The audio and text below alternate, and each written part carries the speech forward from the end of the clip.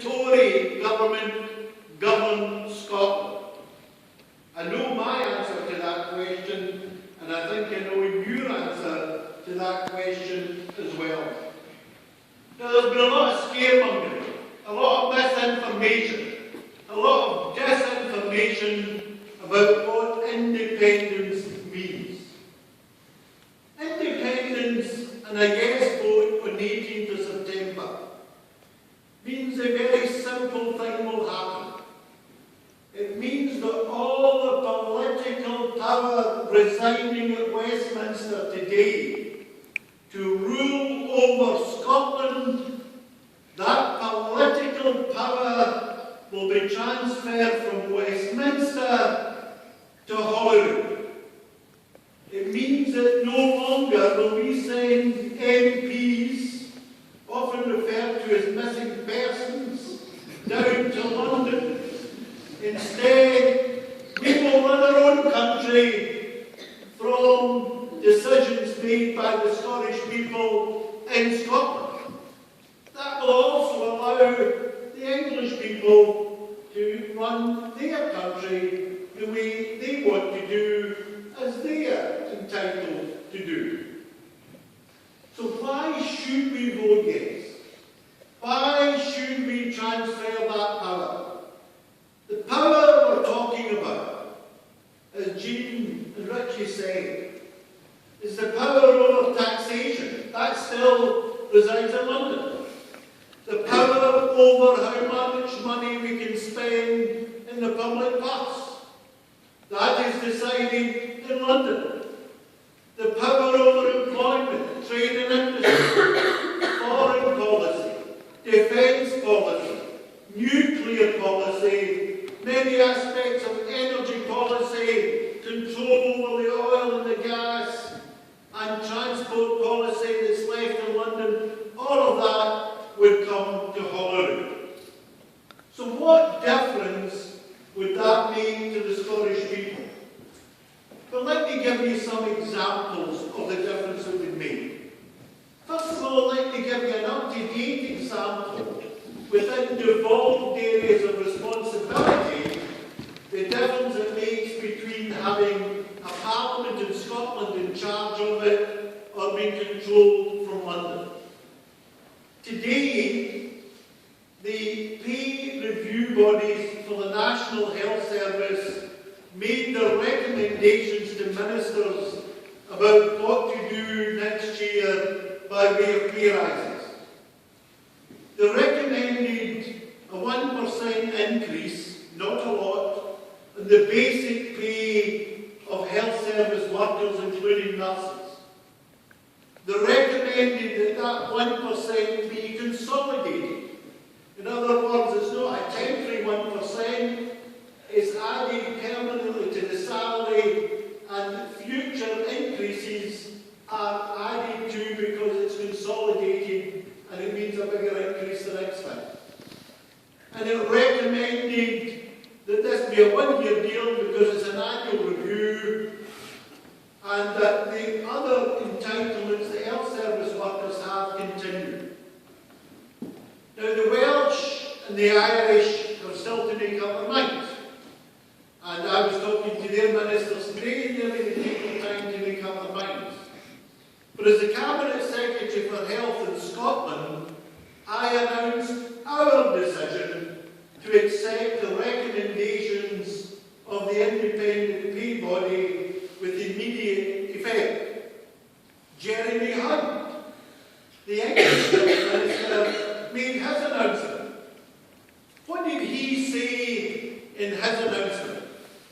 Now remember, this is the guy who ran a big company before he became a cabinet minister, and his shares in the company are getting sold reputedly to net him £5 million into his own pocket when they sell the shares. So what did this multi-millionaire of an English Tory health minister say he was going to do with the health workers in England? First of all, he said they're no getting the 1%. Secondly, except those who have no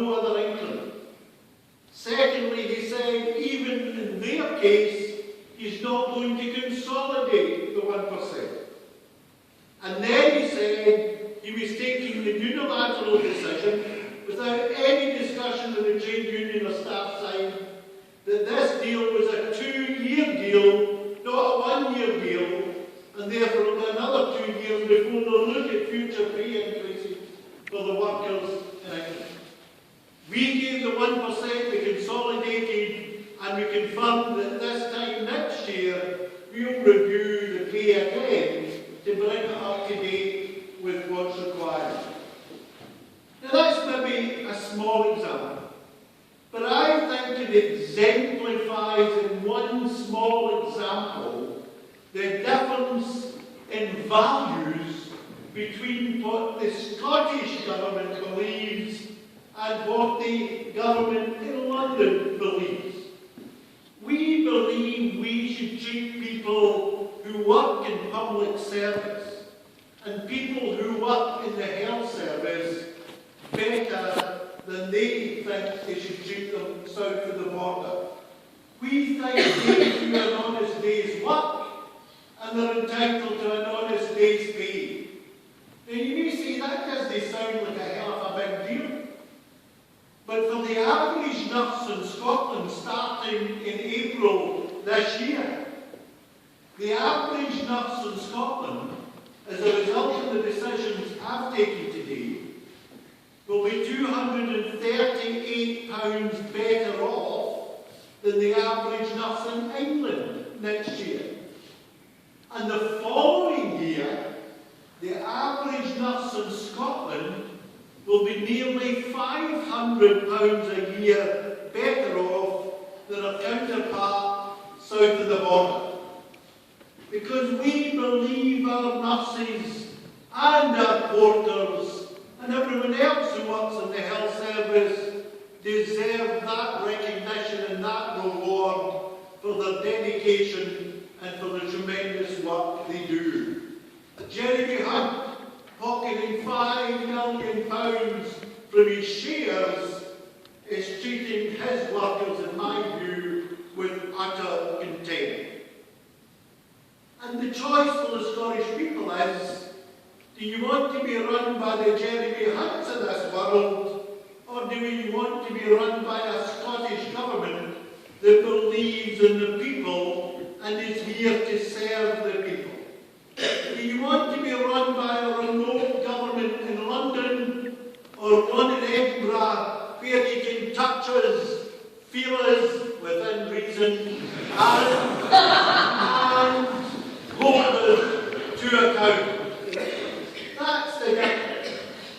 That's also why, just even taking the health service, that's why we have free prescriptions in Scotland, and in England everybody has to pay, that's not exempt, £8 for the prescriptions next year.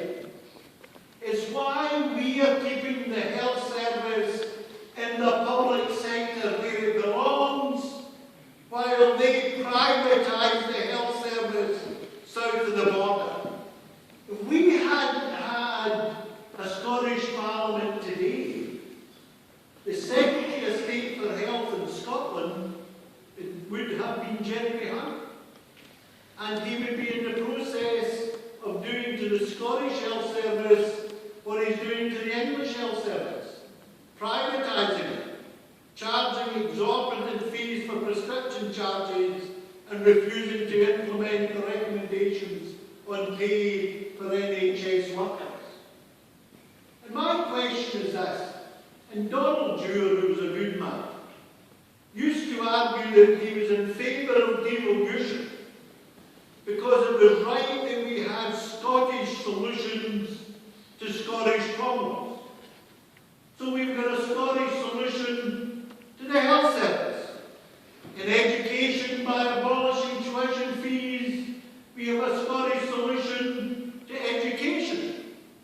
We have Scottish solutions to all the areas that the Scottish Parliament currently controls. That's why we have free personal care. It is why we have bus passes for our pensioners, our disabled and our disabled veterans as well. And the question I ask myself is, how is it that it's right to have Scottish solutions to Scottish problems in health, in education, in justice, bits of transport that have devolved, in housing, but it's not right to have it on social security. It's not right to have it on pensions. It's not right to have it on taxation. It's not right to have it on the ability to take the decision whether you want to enter an illegal war in Iran. It's not right to have it on whether you want nuclear weapons on the climate. The Scottish solutions to the Scottish problems applies as much to these areas of policy as it does to the ones that are already devolved to the Scottish Parliament. And that's why it is logical that the Scottish Parliament should look after all of these functions and not just some of these functions. But it's not just logical, it's also what we can do with these powers. You know, one of the worst acts at this very right-wing government, doing things that even Thatcher wouldn't have got away with, one of the worst things they've done is impose the bedroom tax. And that has particularly affected households with disabled people and been very detrimental. Indeed, it is, I believe, got the capability of driving people literally back into the street because they cannot pay their rent because of the bedroom tax. Now, in order to make sure that doesn't happen in Scotland, we are using nearly £50 million of our own budget to mitigate the impact of the bedroom tax, to make sure